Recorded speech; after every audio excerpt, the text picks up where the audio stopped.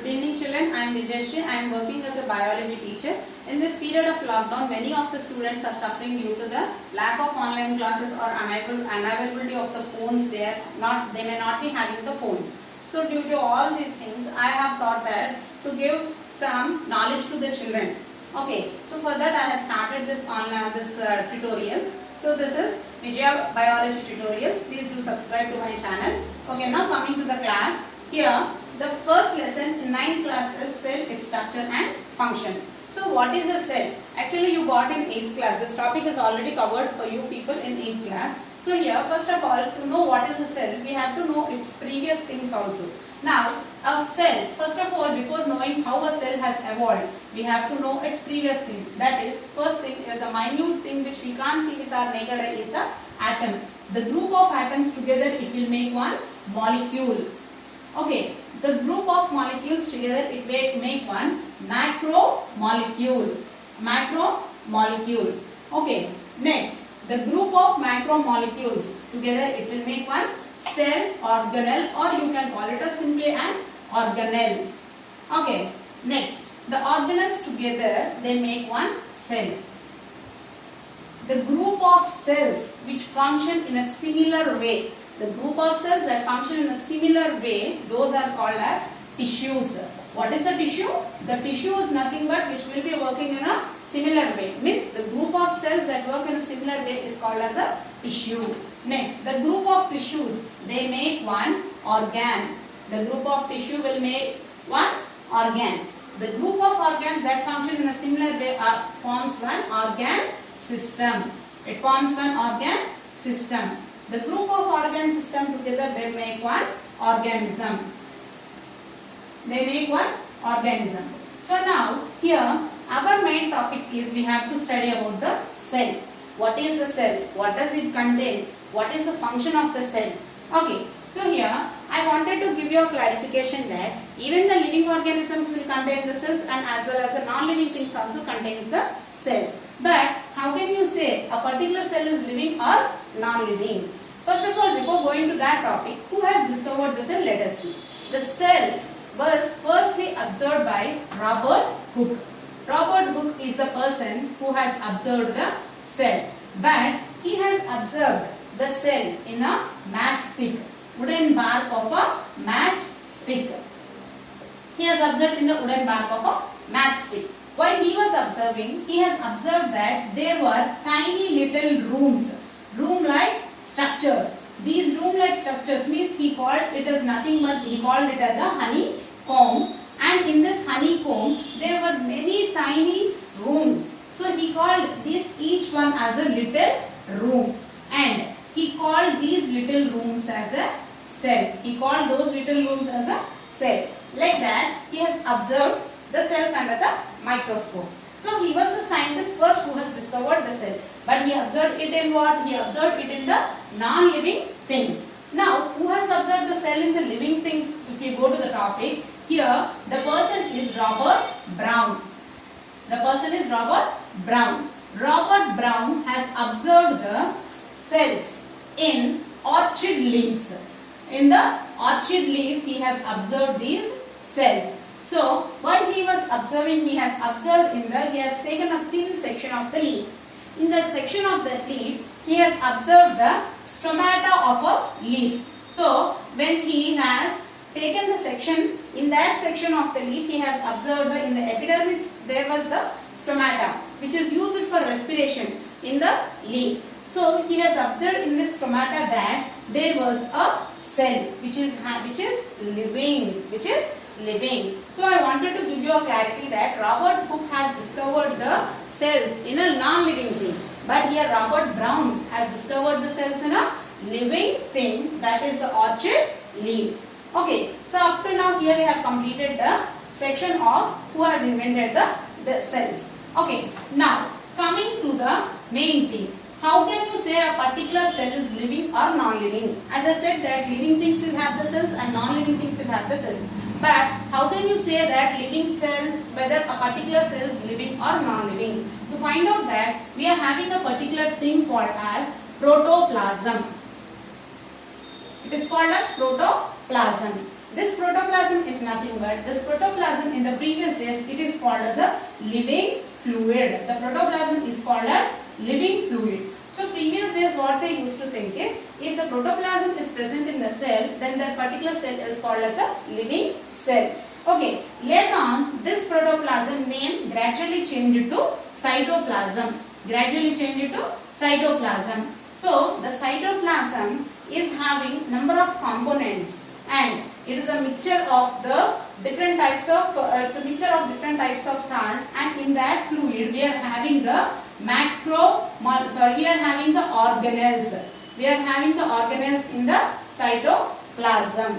Okay, so these organelles are very important, and it will be useful. If you know what are the organelles that are present in the cell, compulsory it will be coming for you. For 2 marks question, you can read it as a 2 marks question. So first of all, we have to know what are the organelles. As I said before, the group of macromolecules together will make an organelle. So here in our cell we are having number of organelles which play a very vital role in that. Okay, now coming to the organelles. What are the organelles that are present in the cell? Let us see. So here, first organelle is the nucleus. So if you want, you can make it out as a note. So here I am writing, you can write it as a note. First organelle is the nucleus, and the second organelle is the endoplasmic reticulum. Endoplasmic reticulum. Endoplasmic reticulum. And this endoplasmic reticulum is again divided into 2 types. That is rough endoplasmic reticulum, and the second one is smooth endoplasmic reticulum. And now the third one is the Golgi apparatus. Golgi apparatus. Golgi apparatus. And next, the fourth one is the plastids. Fourth one is the plastids. Next, fifth one is the mitochondria. Fifth one is the mitochondria. And sixth one is the lysosomes. Lysosomes. Seventh one is the vacuole. Seventh one is vacuole. And eighth one is ribosomes.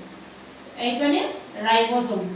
Once again, I'll just read out the organelles that are present. First one is the nucleus. Second one is the endoplasmic reticulum. The endoplasmic reticulum is again divided into 2 types. That is rough endoplasmic reticulum and smooth endoplasmic reticulum. And the third one is the Golgi apparatus. Fourth one is the plastids. Fifth one is the mitochondria. Sixth one is the lysosomes. Seventh one is the vacuole. Eighth one is the ribosomes. Now about each organelle we will study in the detail. Okay. Now coming to the nucleus. Coming to the nucleus. So here nucleus. First of all, what is a nucleus? This nucleus is very important thing which plays a very vital role in the functioning of the cell. The nucleus is called as control room of the cell. The nucleus is called as control room of the cell. Control room of the cell.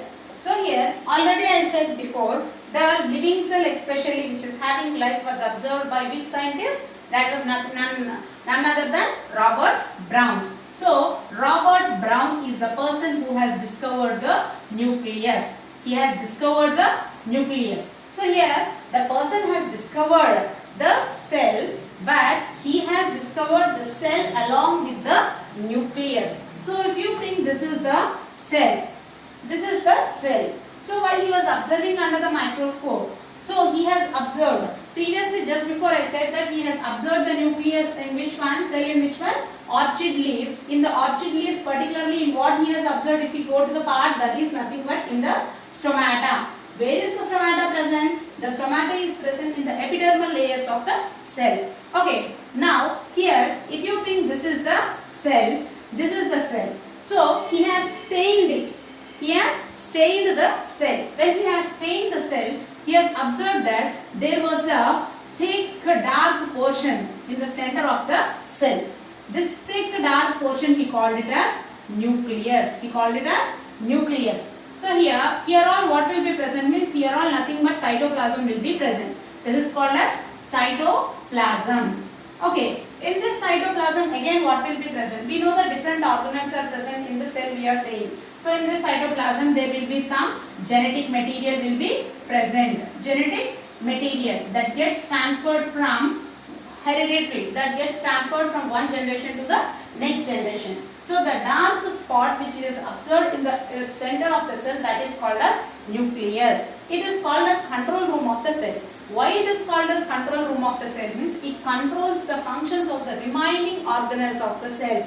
Have you understood, everyone? Here what are we saying? That the nucleus controls the functions of the remaining organelles that are present in the cell. That's why it is called as control room of the cell. Who has discovered the nucleus? The Robert Brown is the scientist who has discovered the nucleus. In which part he has discovered? He has discovered in orchid leaves.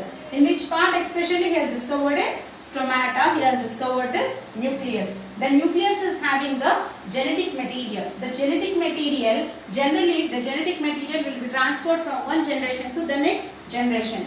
What does this genetic material contain? The genetic material contains DNA. What does it contain? It contains DNA.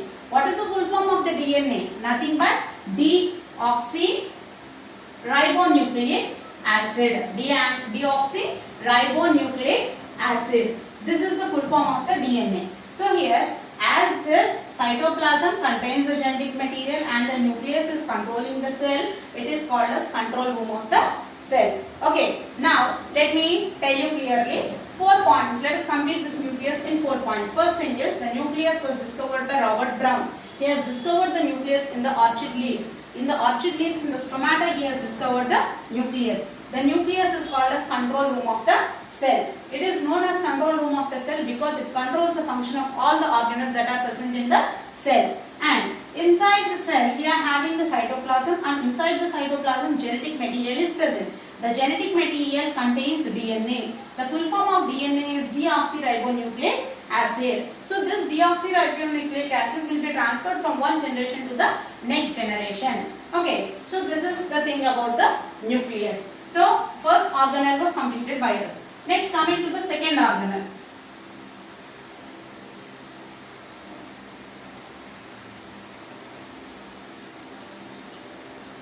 Coming to the second organelle. The second organelle is nothing but, the second organelle is endoplasmic reticulum.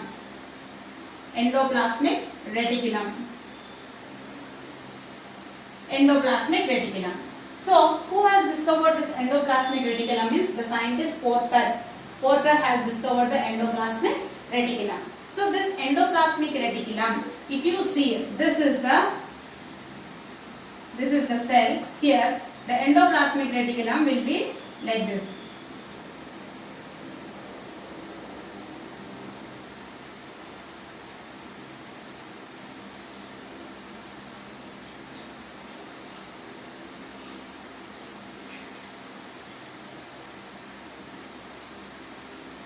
So here on this endoplasmic reticulum, you will have small beaded-like structures.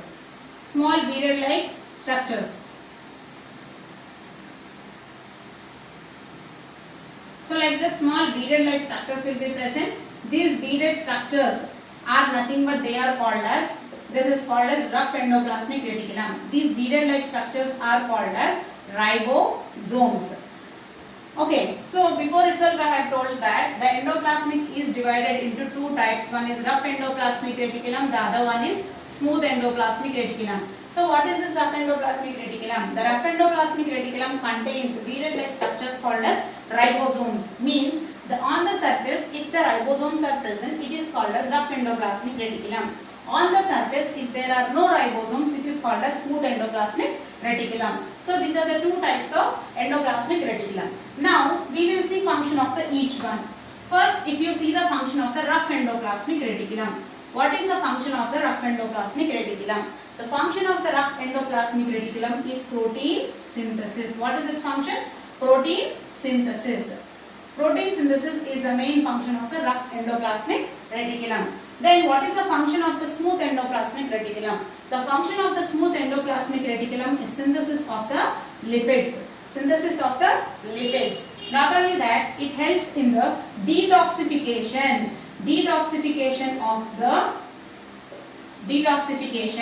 in liver. Means whatever drugs we take, drugs in the sense whatever medicine we take, that will be detoxified by the liver. So there the smooth endoplasmic reticulum helps in the detoxification, not detoxification of any drugs or any medicines that we take into our body.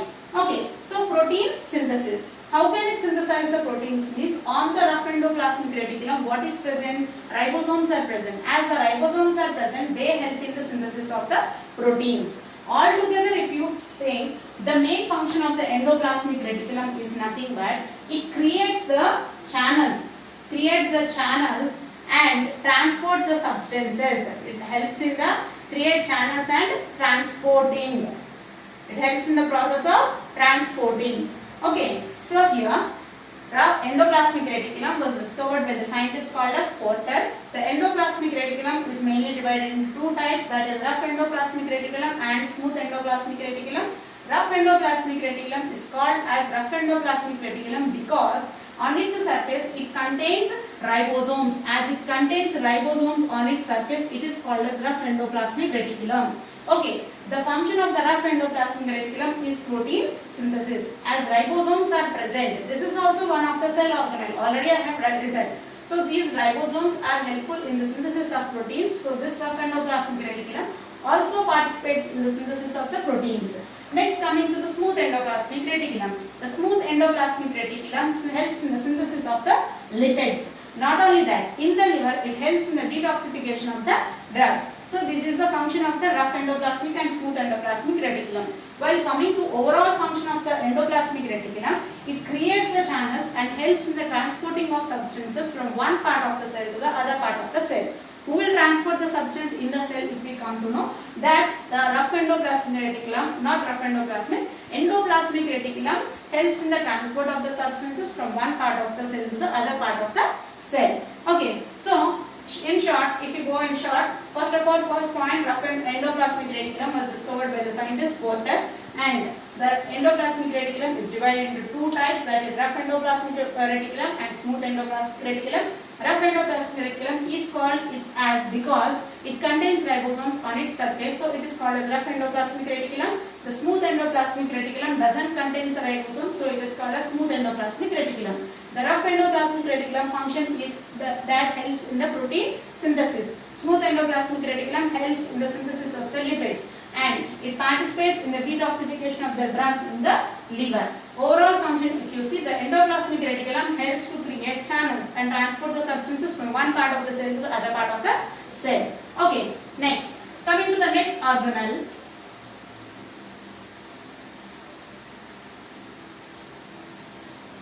Coming to the next organelle is Golgi apparatus. The third one is nothing but it is the Golgi apparatus. Golgi apparatus.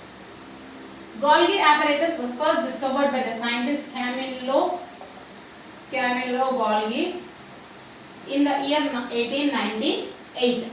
Okay, the Golgi apparatus, the structure will be in this shape. Vesicle-like structures will be present. So like this, vesicle-like structures will be present. Sac-like structures. These are called as vesicles or sac-like structures. Vesicles or sac-like structures. So, what is the function of the, like this you will have small droplets, things like this you will be having. Okay, so this Golgi apparatus was discovered by the scientist Camillo Golgi in the year 1898, and Golgi apparatus looks, these are the membranous structures. Membranous structures. Membranous structures. Membranous structures. So nothing but the Golgi apparatus are sac-like structures that will be holding the materials. So here, what is the function of the Golgi apparatus? Means nothing but they pack the substances. They pack the substances. They pack the substances that are received from endoplasmic reticulum. They pack the substances that are received from the endoplasmic reticulum. Golgi apparatus. What is the function of the Golgi apparatus? They pack the substances that are received from the endoplasmic reticulum. The endoplasmic reticulum transport the substances to the Golgi apparatus. The Golgi apparatus is having the sac-like structures that help in packing of the materials, and it also will be transferring the materials to other part of the cell. Okay, so here Golgi apparatus. So this is a very simple one. Golgi apparatus was discovered by Camillo Golgi in the year 1898. The Golgi apparatus are membranous structures. It is having a sac-like structures. The main function of the Golgi apparatus is it is helpful in packing the substances that are received from the endoplasmic reticulum, and it transports to the other part of the cell. Sometimes this Golgi apparatus will also synthesize the lipids and fats. It also synthesizes the lipids and fats. Okay. So this is about the Golgi apparatus. Next, coming to the next one is the plastids. Next organelle is the plastids. Next organelle is the plastids. The fourth one is the plastids. Plastids. To say these plastids, the plastids are nothing but these are the coloring things that are present in the cell. When coming to the plastids, plastids are mainly of three types. So what is the first one? Yes, first one is the chloroplast. As everyone know, as we are reading from our childhood, that the chloroplast is present in the green parts of the plant. Okay, so from that you can say that the color of the chloroplast is nothing but it is green in color. The next one is the chromoplast. Chromoplast. Chromoplast, and the last one is the leucoplast. Last one is the leucoplast. Okay, so the plastids are again divided into three types. The first one is the chloroplast, second one is the chromoplast, and the third one is the leucoplast. The chloroplasts are always in green color. They are present in the green parts of the plant. Wherever green part is there we can find out the chloroplast. And the second one is the chromoplast. So what does this chromoplast give color? Means they give orange color, orange, red, yellow colors. Orange, red, yellow colors. Means like you can say in some type of fruits, like example tomato, if you take, you will have the chromoplast. It will be reddish orange when it is very ripened in state. Okay, so the chromoplasts are the coloring agents, the chloroplasts are green in color, and the final one is leucoplast, that is colorless thing. It doesn't give any color. Simply to say they will be white in color. Okay, so the plastids are of three types: chloroplast, chromoplast, and leucoplast. Now, chromoplasts are giving orange, red, yellow color, and the leucoplasts are giving colorless. Means they don't give any color; they are simply white in color. Now, coming to the chloroplast. Coming to the chloroplast. Here, we should know about three things. That is, three words you have to learn in the chloroplast. One is grana. The second one is the thylakoid, and the next one is the stoma. The next one is the stoma. So, if you see the lungs of the grana, you can say the lungs. So, these all together they are called as thylakoids. These all together they are called as grana. All together the stalks of the thylakoids are called as grana, and individually if you say this individual one is called as thylakoid. Individually if you observe, it is called as thylakoid, while the stalk of the grana is called, the stalk of the thylakoids is called as grana, and the material, if you think this is the chloroplast cell, here you can see some material that is called as stoma. You can see some fluid that is called as stoma, and the stalk of thylakoids is called as grana. Each one, these are disc shaped structures called as thylakoids. The stalk of thylakoids is called as grana, and this is called as stoma. When you go to higher classes, you will be knowing photosynthesis. It will be occurring in two steps, light dependent and light independent. When you go to the higher classes, you get that. So for now, it's up to here, it's enough for you. The stalk of thylakoids is called as grana. Each one is called as, single one is called as thylakoid. And inside the chloroplast, you will be having the stoma. Okay, this is about the chloroplast. Chloroplast is present in the green parts of the plant. Okay, next. Next, coming to the next organelle.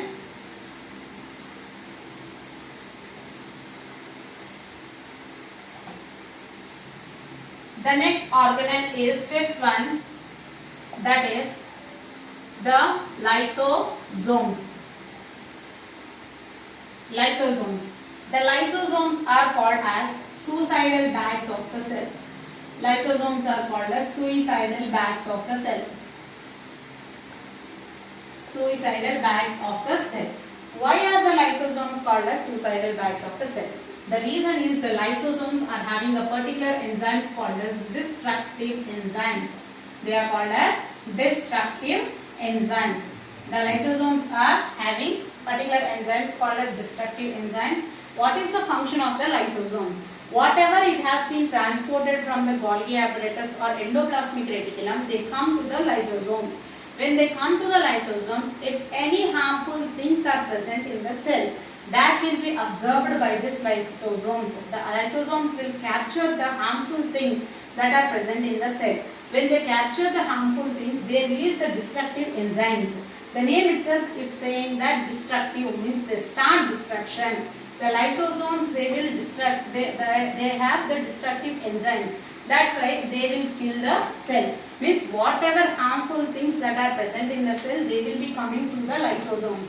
When the lysosomes find out any type of harmful cell, they immediately release the destructive enzymes. These destructive enzymes will kill those harmful elements of the cell. Sometimes during the process of the destruction, these lysosomes are also involved in the process of destruction. Means in order to destroy something harmful thing, it itself destroys. It itself will be destroyed. That's why it is called as like a suicidal bags of the cell. Means in order to support the cell or in order to make the cell protective, as it is releasing the destructive enzymes, in the process of destruction, sometimes it also will be destroyed. As it is being destroyed by releasing the destructive enzymes by itself, it is called as suicidal bags of the cell. Okay, the next one is the important one, that is the mitochondria. The next cell organelle is the mitochondria. So this is important for you. It will be coming for 4 marks question mostly. Mitochondria. The mitochondria is called as powerhouse of the cell. Mitochondria is called as powerhouse of the cell. Why we are calling it as powerhouse of the cell? If you see the structure of the mitochondria, so like this the mitochondria will be present, okay, and this mitochondria's main function is it helps in the process of respiration. It helps in the process of respiration. That's why. So we know already respiration, photosynthesis. When respiration occurs only we will have the energy. If the energy should be given to the cell, compulsory the respiration should be happening. Means there should be breakdown of the food materials. If there is breakdown of food materials only, the energy will be released. During the process of that breakdown, compulsory respiration has to occur. The respiration will be done by which organelle? That is nothing but it is the mitochondria. The mitochondria is having 2 membranes. This is the outer membrane and this is the inner membrane. The inner membrane is having some foldings inside like this. It will be having some foldings. These foldings are called as cristae. The foldings are called as cristae. They are called as cristae. And the empty thing which is present inside this cristae, it is called as matrix. It is called as matrix. And you can say this is the inner membrane. This is the inner membrane. And this is the outer membrane, inner membrane and outer membrane. The mitochondria is called as powerhouse of the cell. Why is it called as powerhouse of the cell? Means it helps in the process of respiration. If the respiration occurs only, the energy will be released. As it is releasing the energy continuously, we are calling it as powerhouse of the cell. When coming to the structure of the mitochondria is having two membranes, that is outer membrane and the inner membrane. The inner membrane is having the foldings and that foldings are called as cristae, and inside the cristae we are having a fluid-like structure that is called as matrix. Okay, so this is if the mitochondria are absent, then we can't get any sort of energy. Each cell will have more number of mitochondria which gives the energy to the cell. That's why it is called as powerhouse of the cell. Okay, next coming to the next cell organelle.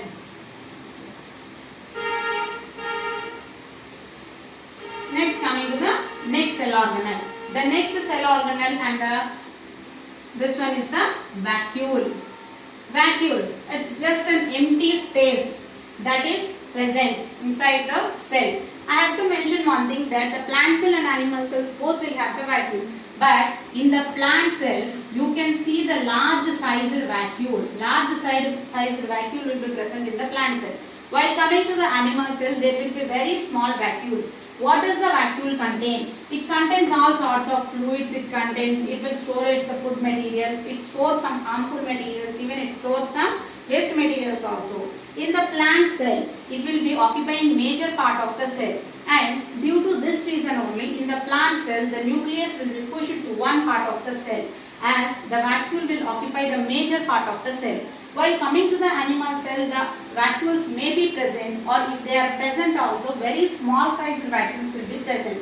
Sometimes it may be absent also completely. We can't say absent completely, but small sized vacuoles will be present. Vacuole is nothing but it's just like a storage thing which will store the material. Sometimes it will store the harmful materials also. Water also will be stored in the vacuole. So major big sized vacuoles can be seen in the plant cell, while small sized vacuoles can be seen in the animal cell.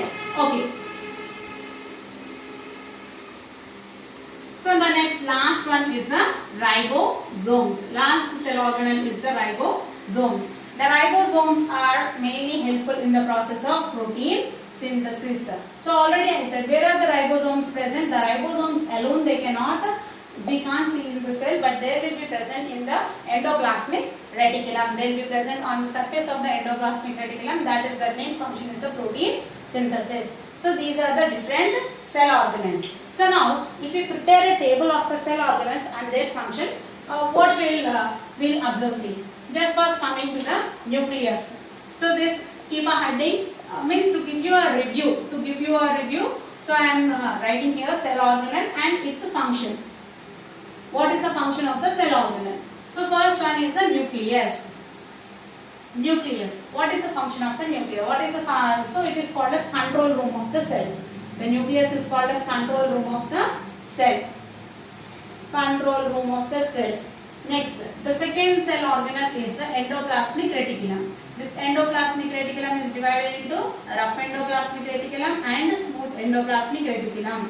So now if you see rough and transporting, just simply to say transporting, it helps in transporting the substances. Transporting substances.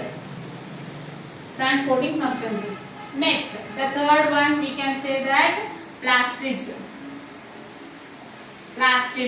These are the coloring agents. Plastids are the coloring agents. Next cell organelle is the Golgi apparatus. Golgi apparatus helps in the packing of the materials.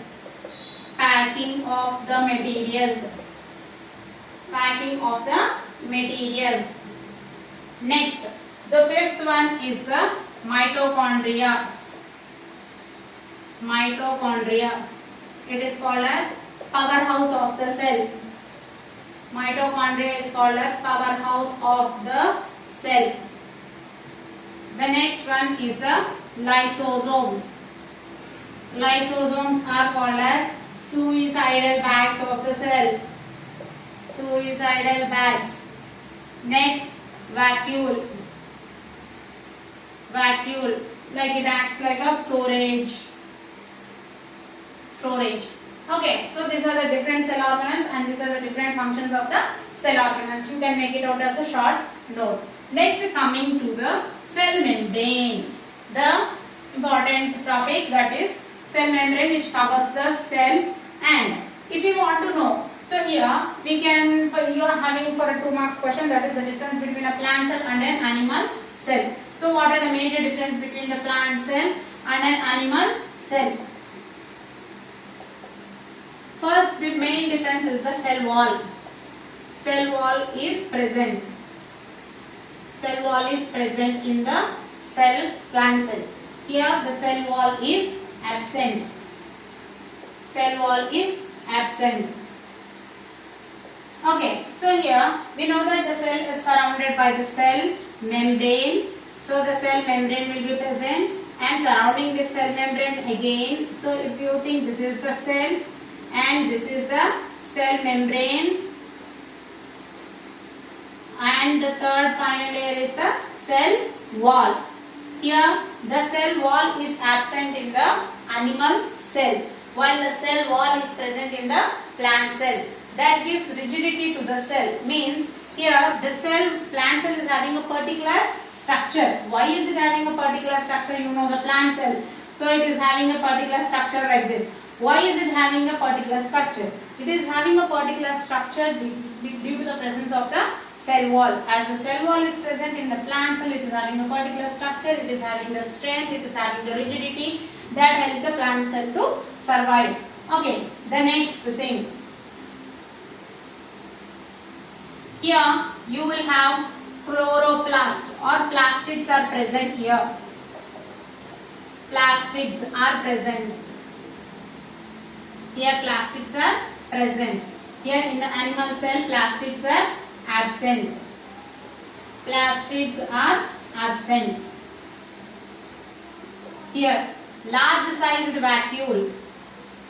Large sized vacuole is present.